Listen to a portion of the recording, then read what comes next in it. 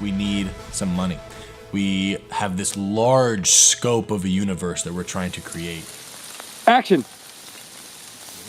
Bang! So we're on the set of Nomadic. We got a very important rock getter. Yeah, this is kind of what I do on set. I've been trained. I went to college 4 years.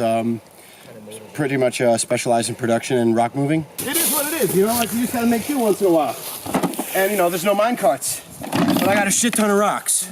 I am the co-writer, co-producer, art director, and composer for Project Nomadic. Sporadic, erratic. These are boxes. Oh. I have to assemble them. But, they're not perfect, but you get what I'm going for, right?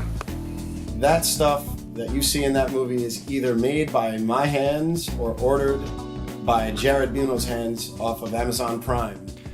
We first started working on Nomadic when I was about 21 years old. At the time, Chad had presented me this eerie post-apocalyptic film called Boreal. We started talking about the end of the world and what would happen to humanity, and I remember some of our earliest conversations with, how would people be speaking to each other? What would people do if all life depended on one resource? It was Anna and Isaac that captured the fort, I always assumed. Mostly, yes. No, Anna and Vincent.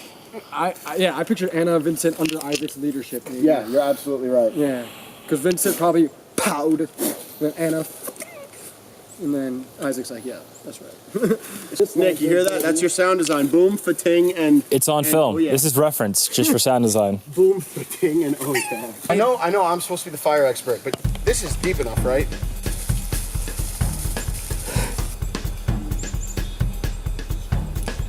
It was an ambitious challenge for a student production. I didn't feel confident in producing it at all. We were in uncharted territory with a big, scary script. Putting my faith in them was how I knew that we were going to make a good movie in the end. Who's who? Thank yous. Thank you to our Indiegogo sponsors. Now your turn. Thank you to my mom and dad who really pushed me to pursue my film dreams. Thank you to Chad, who... You only get one.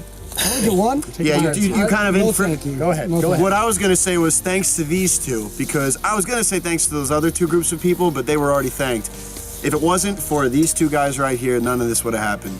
And I want to show my gratitude. If it wasn't for us, none of this would have happened. We did it. We did it. So it was my first time experiencing that level of collaboration in film, which is really what you need. You need a strong team. We had full lighting departments, we had full art departments, we had a full camera department. We had never had that before. Do you copy? Yeah, definitely. Jared! Where's Chad? All right, I want rehearsal up in 5, okay? Let's get camera to set, please. These little stuff goes back with it, and then he gives it to them. Okay? And he says to them, there's an alcove about a mile west of here, points to the direction of west. All right? And then, Greta's confident. She nods at him, but then Harry comes forward when he's about to leave, and then he comes down, kind of pushes him off gently. Now we're very low, and he says, I gotta get the bad guy. But I'll be back before you know it. And he gets up slowly, and he acknowledges Greta, and he says, take care of your brother, something to that effect. And then she nods, grabs his arm. Come on, Harry. Says, come on, Harry, let's go. He pulls him in the direction. He looks back at Gerald. Gerald's looking back at him, kind of a sad moment there. We just wrapped on scene 13.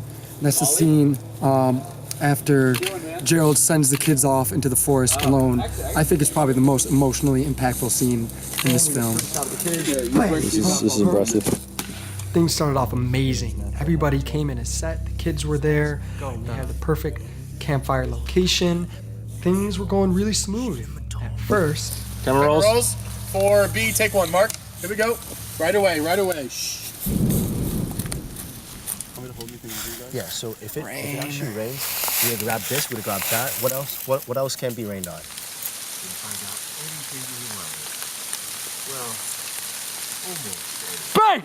Well, almost. Cut. Okay, We gotta get the camera to the car. Okay. Well, we got some rain going on that made us scramble to put all the equipment away.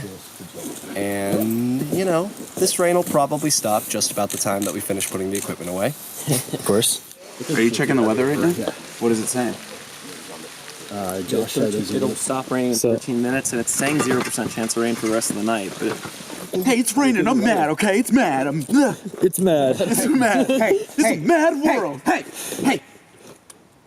It's not your fault. I can touch your face, too. It rains during the take. We scramble to wrap everything, everyone, go to lunch, and then it just clears. Like beautifully. Like God timed it to screw us. Before we knew it, it was 2 a.m. and we were just starting our biggest scene. I was looking at everybody and I was like, okay, people are still acting, people are still ready to go. Let's push. If we have to shoot till 5 a.m., let's shoot until 5 a.m. But Jared came up to me and said, listen, Akram, we gotta wrap it up. The problem was though, half of our actors had a bus home in the morning. So we wouldn't be able to recover those scenes we lost. So we just had to call the night early and essentially cancel, almost a third of the film. That's pretty much what you call a terrible start. Felt like all of our money that we raised, all the actors that we bust in from across state came for nothing. Hey, BTS shooter, why are you interviewing all the people in the camera department? They're behind the camera for a reason.